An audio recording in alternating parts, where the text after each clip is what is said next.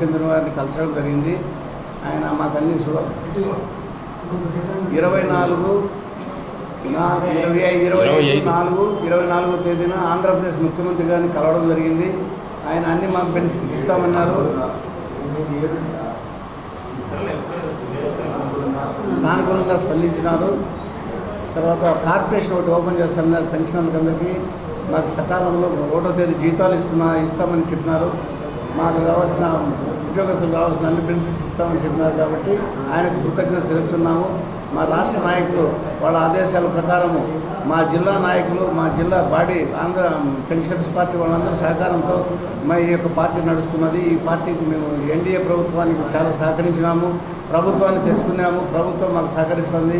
ప్రభుత్వంలో రాయితీలన్నీ మాకు అందజేస్తామని ముఖ్యమంత్రి గారు తెలియజేసినారు. వారికి కృతజ్ఞత తెలుపుతున్నాము. మా సంఘ ఆనరబుల్ మెంబర్ శ్రీ నారాయణ గారు మరియు ట్రెజరర్ మన సుభాన్ బాషా గారు, సెక్రటరీ మన చంద్రశేఖర్ గారు, తర్వాత మీకు వాళ్ళ యొక్క ఆధ్వర్యంలో ఈ పార్టీ బాగా నడుస్తుంది అని మేము నమ్ముతున్నాము. వాళ్ళు చేసే కృషికి మేము కృతజ్ఞత తెలుపుతున్నాము. వారి యొక్క సలహాలు మాకు బాగా పాటిస్తున్నారు. మాకు ముఖ్యమంత్రి గారికి మేము కృతజ్ఞత తెలియజేస్తున్నాము. ఎందుకంటే ఆంధ్ర పెన్షన్ పార్టీ అధ్యక్షుడిగా నేను కృతజ్ఞత తెలియజేస్తూ మా యొక్క పెన్షన్స్ అసోసియేషన్ మెంబర్స్ అందరికీ కృతజ్ఞత తెలియజేస్తున్నాను.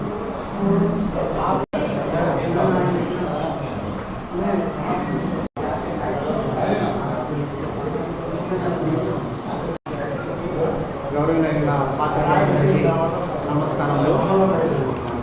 నేను ఆంధ్ర పెన్షన్స్ పార్టీ జనరల్ సెక్రటరీగా, జిల్లా సెక్రటరీగా పనిచేస్తున్నాను.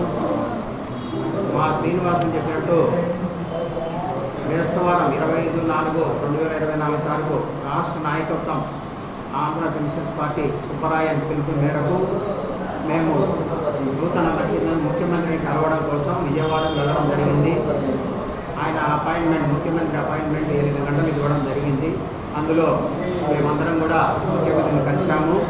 ఆయన రాష్ట్ర నాయకత్వం పాలంకి సుబ్బరాయన్ గారు దాదాపు జనవరి నుంచి కూడా ఈ ఎన్డీఏ ప్రభుత్వ గెలుపు కోసం, తెలుగుదేశం పార్టీ గెలుపు కోసం అహర్నిశలు దాదాపు 5-6 జిల్లాలు తిరిగి అనేక మీటింగులు పెట్టి స్టేట్ మొత్తం తిరిగి వ్యయప్రసాలు వసంగి ఎంతో శ్రమించినటువంటి సన్నివేశాలతో కూడిన ఒక ఆల్బమ్ను ముఖ్యమంత్రికి వివరించడం జరిగింది.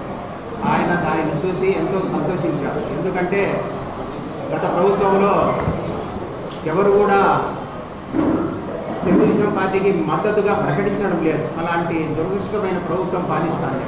ఇప్పుడు ఈ రాష్ట్ర నాయకత్వము, మా జిల్లా నాయకత్వం సమిష్టి కృషితో ఎంతో ముందు నుంచే కూడా ఎన్డీఏ ప్రభుత్వం గెలుపు కోసం అహర్నిశలు కృషి చేసింది.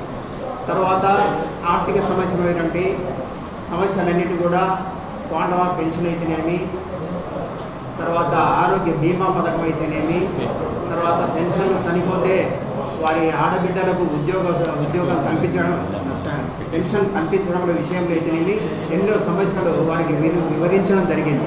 వీటి పట్ల ఆయన సానుకూలంగా వ్యక్తపరిచి మీ అందరి సమస్యలను కూడా తీరుస్తానని హామీ ఇవ్వడం జరిగింది. అందులో భాగంగానే మాకు గత నెల పెన్షను 1వ తారీఖునే పెన్షనర్లకు పడింది. మా ముఖాలలో చిరునవ్వు వ్యక్తమైంది. గత ప్రభుత్వంలో 15 తారీఖు 20 తారీఖు పెన్షన్ తీసుకుంటాను. ఇప్పుడు ఈ ముఖ్యమంత్రి పాలనలో 1వ తారీఖునే మాకు పెన్షన్ పడింది. మేమెంతో ఆనందం వ్యక్తం చేస్తున్నాం. ఇదే కాకుండా మిగతా సమస్యల పని పట్ల కూడా ఆయన సానుకూలంగా వ్యక్తం చేశారు.